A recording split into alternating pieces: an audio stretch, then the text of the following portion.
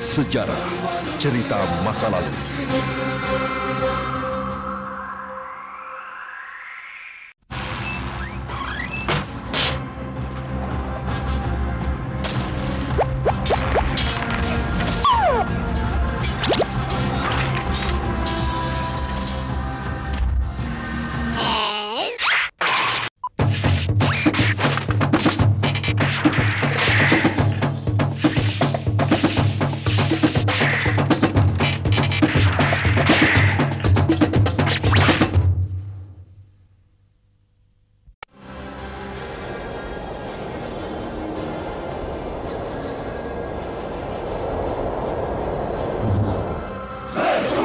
Saluran masa depan.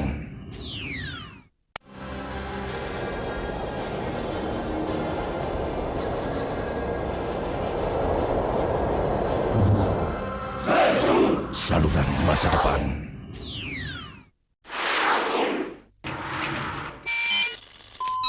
Kita belajar banyak dari sejarah. Sejarah membimbing kita dengan segala keberhasilannya dan juga kesalahan.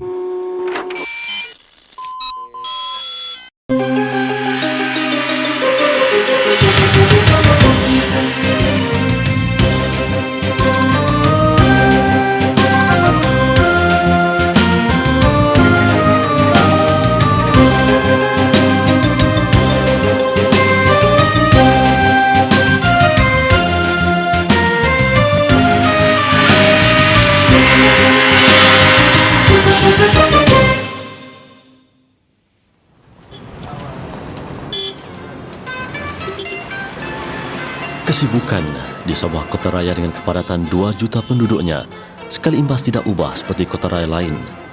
Tetapi di sudut tertentu ia tampil bersama ciri pengangkutannya yang tersendiri, mencerminkan identiti yang membezakannya dengan kota raya lain. Inilah simbol kepada proses pembudayaan yang berlangsung begitu lama di sini, sehinggalah ia mencapai kemerdekaan sebenar pada tahun 1946. Hari ini ia berdiri megah bersama kemakmuran yang membentuk penghidupan di bawah panji sebuah negara yang merdeka, Filipina. Assalamualaikum dan selamat bertemu lagi dalam rancangan Jejak Rasul. Dan selamat datang ke Filipina, negara yang mempunyai 70 juta penduduk dengan lebih 100 dialek pertuturan. Saya kini berada di Manila, ibu kota Filipina. Manila dikatakan berasal dari perkataan Arab Fi Amanillah yang bermaksud di bawah lindungan Allah. Sekurang-kurangnya itulah harapan orang yang menamakan kota ini satu ketika dahulu. Resam lautan menjadi darah daging penduduk di daerah ini. Pertalian masyarakatnya dengan laut dipengaruhi faktor geografi yang membentuk identiti negara Filipina sebagai sebuah negara yang memiliki rangkaian 7.107 pulau. Ia dibagikan kepada 3 kawasan utama, Kepulauan Luzon, Visayas dan Mindanao. Kepulauan Luzon terletak di bahagian paling utara. Ia adalah lokasi yang menempatkan ibu negara dan pusat perdagangan yang utama di Filipina, Manila. Hari ini unsur tradisi masih mampu berganding dengan tamadun moden. Di sinilah dahulu kapal dagang dari Brunei dan Johor membina kecemerlangan. Dan bangsa Melayu waktu itu terkenal mahir dalam pelayaran. Manuskrip Hikayat Maraktas mengisahkan kewujudan institusi Kesultanan Melayu dari Johor dan Brunei mengasaskan Manila. 800 tahun lalu, 10 orang datu dari Brunei merentasi lautan Sulu. 3 orang singgah di Pulau Panay lalu membentuk 3 daerah di bawah Persekutuan Madya, iaitu Hantik yang kini dikenali sebagai Antik di bawah Datu Sumakwel, Irung-Irung atau Iloilo di bawah Datu Pai Burong, dan Aklan di bawah Datu Bangkaya. Di bawah Persekutuan Madya, akhirnya pada tahun 1250 terbentuk Hukum Kanun Kalantiau, undang-undang pemerintahan yang tertua pernah dijumpai di Filipina. Manakala 2 orang datu, Datu Dumangsil dan Datu Balensusa hadir hingga ke Luzon, memugar tanah di sekitar Tasik Bonbon yang kini dikenali sebagai Tasik Taal. Akhirnya mereka berjaya membuka penempatan baru di Laguna. Ia adalah tasik yang terbesar di Filipina. Dan sebatang sungai menghubungi tasik ini dengan Manila. Dengan itu bermulalah asas pemerintahan Kesultanan Melayu di Manila. Ketika itu, Pulau Luzon diberi nama Selurong. Kini tiada lagi penglihatan di ruangan pelabuhan ini yang boleh dikaitkan dengan peranan institusi Kesultanan Melayu. Tetapi dahulu ia turut berperanan sebagai pusat kargo di samping pusat industri kapal yang terbesar di rantau ini. Antara reka cipta kapal buatan tempatan yang unik dan terkenal ialah Vinta dan Karakau. Kapal ini dikatakan lebih laju daripada kapal buatan Spanyol di abad ke-15. Ia setelah itu digunakan oleh Kesultanan Sulu dan Mindanao dalam mempertahankan kedaulatan daripada dijajah Spanyol. Kehadiran Spanyol ke daerah ini melenyapkan segala bukti sejarah tamadun Islam. Yang tinggal tidak diusik hanyalah pada nama Manila yang kekal digunakan hingga ke hari ini. Sehingga kini kota Manila diairi oleh sebuah sungai yang masih boleh dimudiki kapal menyusuri laluan di tengah-tengah kota raya ini. Sungai yang menyusur membelah lembah di tengah kawasan Manila ini dikenali sebagai Sungai Pasig.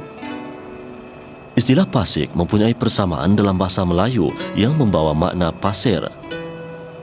Difahamkan sungai ini diberikan namanya oleh Sultan Matanda dan Sultan Sulaiman mengambil sempena longgokan pasir yang terdapat banyak waktu itu.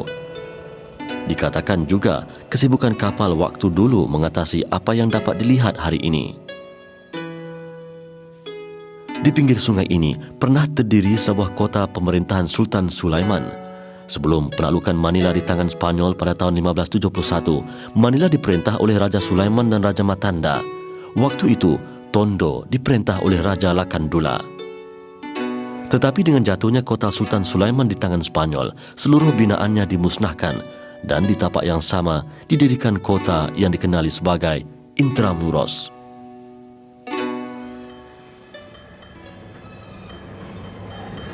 Di pinggir sungai ini terletak kota Santiago dan kota Intramuros hari ini. Intra bermaksud tidak dibenarkan masuk dan Moro bererti orang Islam, bermakna orang Islam dilarang memasuki kota ini. Kota yang didirikan oleh Spanyol pada 1590 menjadi pusat gerakan untuk menghapuskan pengaruh Islam di rantau Melayu sebagai melanjutkan kemulut sengketa di antara pemerintahan Spanyol dengan kerajaan Islam di Eropah dalam beberapa siri peperangan salib. Hari ini, generasi baru kembali mengisi kekosongan sejarah yang pernah berlangsung di ruangan ini. Mereka tidak berkesempatan menyaksikan kemulut keruntuhan tamadun Melayu dan juga keruntuhan tamadun Spanyol di sekitar sungai ini.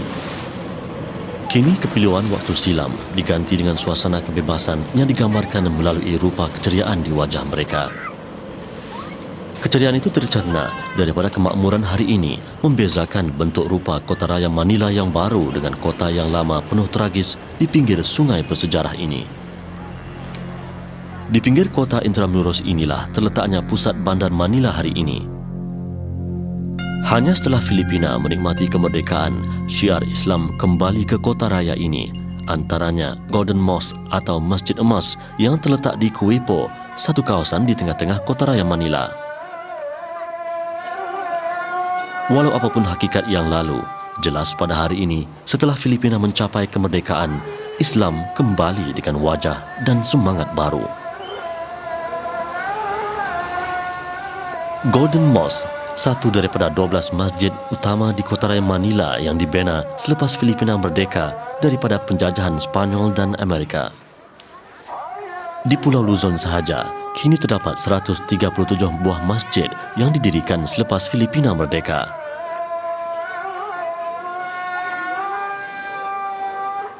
Masjid ini didirikan pada tahun 1977. Masjid yang berunsurkan seni bina abad ke-20 ini menggandingkan reka bentuk Mongol, Turki, Eropah dan Melayu. Malah kesenian adat dan resamnya tidak jauh berbeza dengan penduduk di rantau Melayu. Hakikatnya, rupa paras bangsa ini saling tak tumpah dengan umat Melayu di rantau lain. Inilah wajah serumpun sebangsa bernama Melayu yang telah mengalami pembudayaan pengaruh penjajah sehingga tercetusnya nama baru dalam kamus tempatan, iaitu Filipino, menggantikan nama bangsa yang asal, bangsa Melayu. Nama Filipino diambil bersempena nama Raja Philip Spanyol sebagai tanda bangsa yang berada di bawah naungan Raja Philip. Tetapi Spanyol menggelar penduduk Melayu Islam di Filipina dengan nama Moor, sempena orang Islam di Morocco yang menguasai empayar Spanyol dahulu. Tetapi bagi umat Islam di Filipina, nama Melayu tetap sebati digunakan hingga ke hari ini.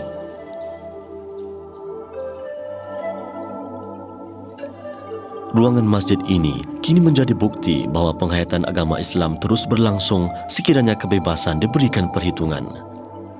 Siapa menyangka bahasa Tagalog, bahasa rasmi negara Filipina, 30% perbendaharaan bahasanya dipengaruhi oleh bahasa Melayu. Contohnya istilah anggota panca indera, muka, kuko, tainga, siko dan sebagainya. Namun faktor dialek menyukarkan komunikasi dengan penduduk di sini. Untung ada yang fasih berbahasa Inggeris dan Arab. Yang jelas pertalian bangsa masih wujud walaupun dibatasi pembudayaan penjajahan. Kami akan kembali.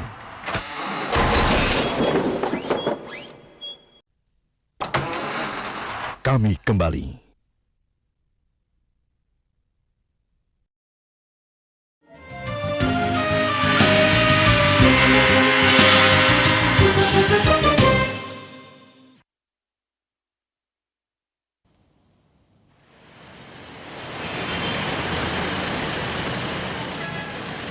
Deretan kedai berhampiran Golden Mosque menjadi tumpuan komuniti Islam membina penghidupan dalam suasana yang harmoni.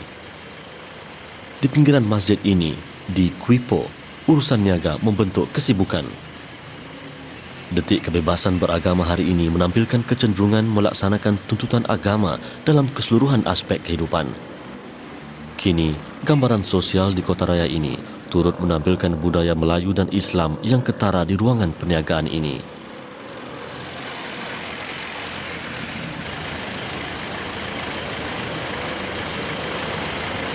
Umat Islam tidak ketinggalan melibatkan diri dalam sektor perniagaan terbuka dalam arus perdagangan moden di kawasan Malate di tengah-tengah kota raya Manila ini.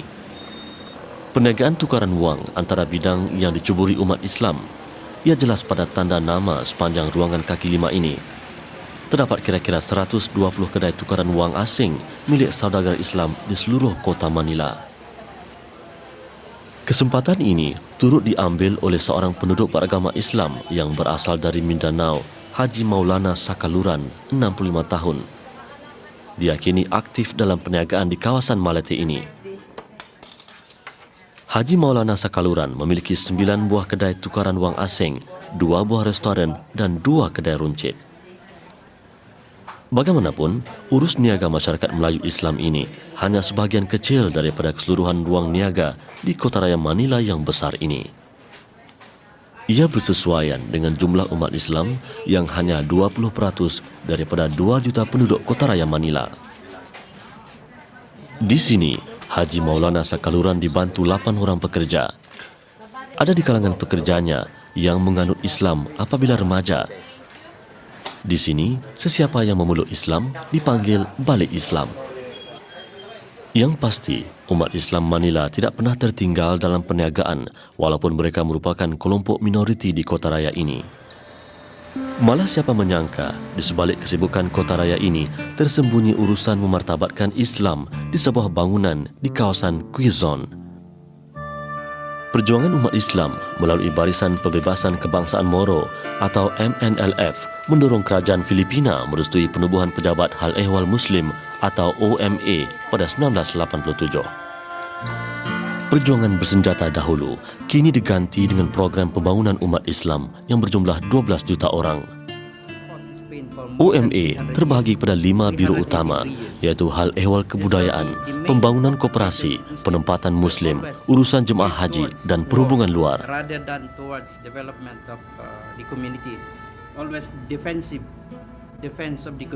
Menurut Timbalan Pengarah Eksekutif OMA, Haji Abdullah Yu Kamlian, daripada 89 persatuan Islam di Filipina, OMA adalah satu-satunya institusi yang mewakili umat Islam dalam kerajaan.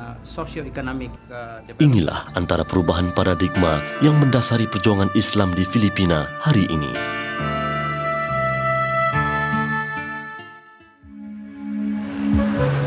Di sebalik nikmat kemerdekaan di Filipina, terselit kisah perjuangan waktu silam yang menjadi sebutan teladan oleh seluruh bangsa Filipina. Lebih daripada itu, tanggapan mengenai siapakah pribadi ini sebenarnya sesuatu yang unik dalam sejarah Filipina dan rantau Melayu.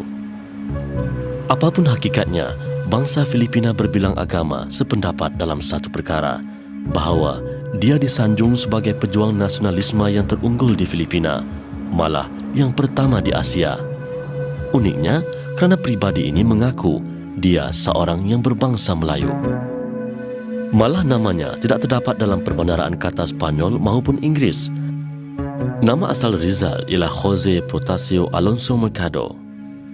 Rizal dilahirkan pada 19 Jun 1861. Ketika melanjutkan pelajaran pada 1882, kefahamannya berubah.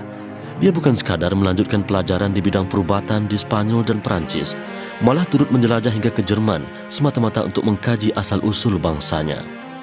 Rizal membuat kesimpulan dirinya seorang Melayu melalui surat yang dikirimkan dari Berlin kepada seorang ahli antropologi Austria, Dr. Blumentritt. Menurut Dr. Blumentritt, bangsa Melayu di Filipina terbatas kepada pengikut Muhammad. Di waktu ini Rizal secara rahsia berlayar ke pelabuhan Said di terusan Suez dan singgah di Mesir untuk mendalami kajian tamadun Islam. Inilah gambar terusan Suez yang diperolehi dalam album pribadinya. Dia mengkaji pelayaran Ibnu Battuta dan merumuskan bahawa istilah Tawalisi dalam catatan Ibnu Battuta ialah Filipina. Dia juga dikatakan secara diam-diam mengerjakan haji di Mekah. Saja ini adalah bukti kehadirannya di sana. Nasib berkemungkinan melakar namanya, sebuah nisan di padang pasir, memberinya kata pasti satu keamanan dalam pelarian. Tak lama lagi dunia dan negaranya akan melupakannya, tapi Tuhan melapangkan jiwa ketika lamunannya berhenti. Jemaah Tanah Suci, beredarlah segera. Kamu mesti menerokai halaman padang yang baru, menjadikan dirimu tak dikenali di tanah airmu. Yang lain boleh menyanyikan lagu kesukaan mereka sambil bergembira. Kamu pula sekali lagi terpaksa memulakan kembali pusingan dunia.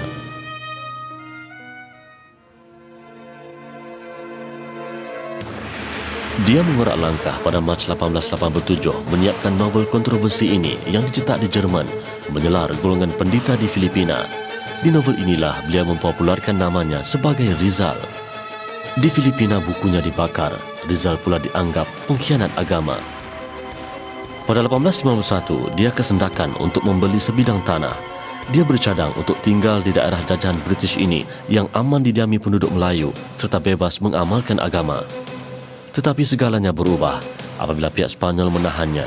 Rizal dibuang negeri ke Dapitan, Mindanao pada Julai 1892. Akhirnya, pada 30 Disember 1896, jam 7.03 pagi, Rizal dihukum tembak di Manila. Sebelum dibunuh, Rizal dikatakan tidak membuat pengakuan tentang agama anutannya. Siapa menyangka dia meletakkan kembali nama Melayu dalam sejarah tamadun Filipina setelah nama itu tersisih dalam catatan sejarah penjajahan Spanyol di sini. Namanya sendiri menggambarkan agamanya. Rizal bermaksud pemimpin, seorang pejuang nasionalisme yang disanjung hingga ke hari ini.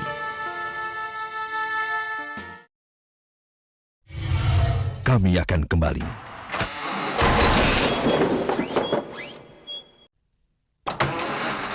Kami kembali.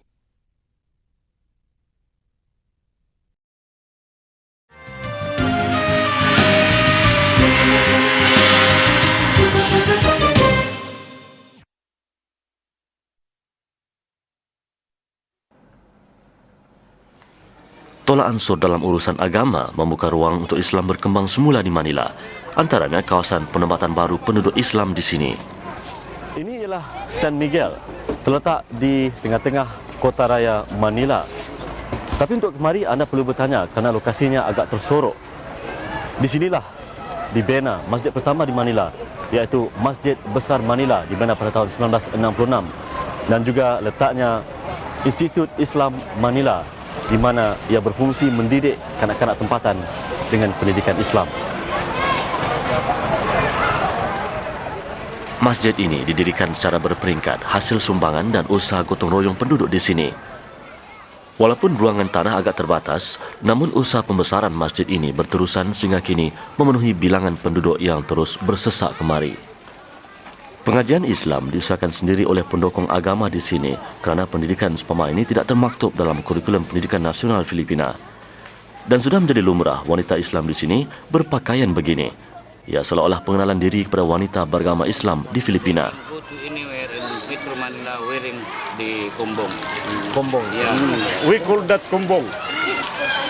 Di sini, pemakaian kelubung atau kumbong mengikut dialek tempatan adalah satu resam yang membentuk kepelbagaian yang unik. Walaupun terhad kawasan 1.6 hektar ini mampu menempatkan 35,000 penduduk Islam. Masjid ini tidak seindah Masjid Nabawi, namun dari aspek spiritual, kemerduan irama azannya seindah dan setanding dengan suara azan di Timur Tengah, tanda bahawa penghayatan agama mengatasi keindahan fizikal.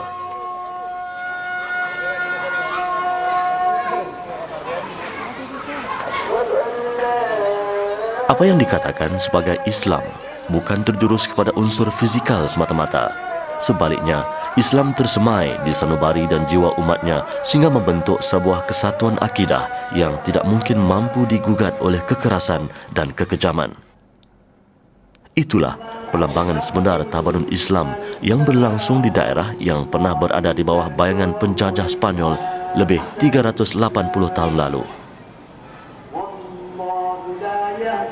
Sekiranya kebebasan diberikan perhitungan, umat Islam Filipina mampu menyumbang kepada kemajuan negaranya. Ia pernah terbukti sebelum Spanyol menduduki daerah ini.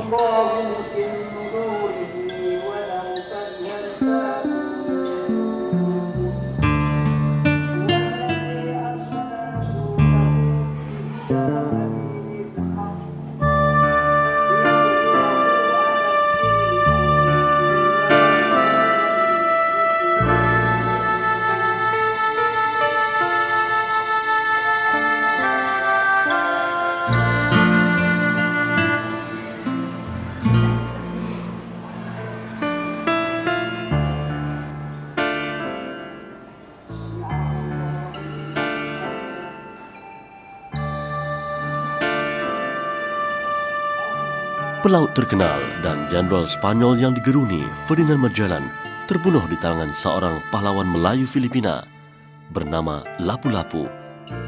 Benarkah Raja Lapu-Lapu beragama Islam? Bersama jejak Rasul esok, 7 hingga 7:30 malam.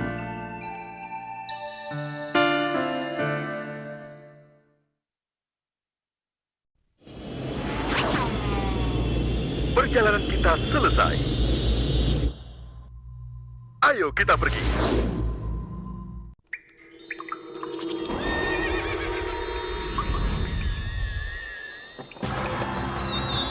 Beberapa menyenangkan, beberapa menegangkan, semangat yang dapat ditolong. Cerita yang berkesan dari sejarah masa lalu, semua dunia ada di sini. Sejarah, sejarah, sejarah, sejarah, semua dunia ada di sini.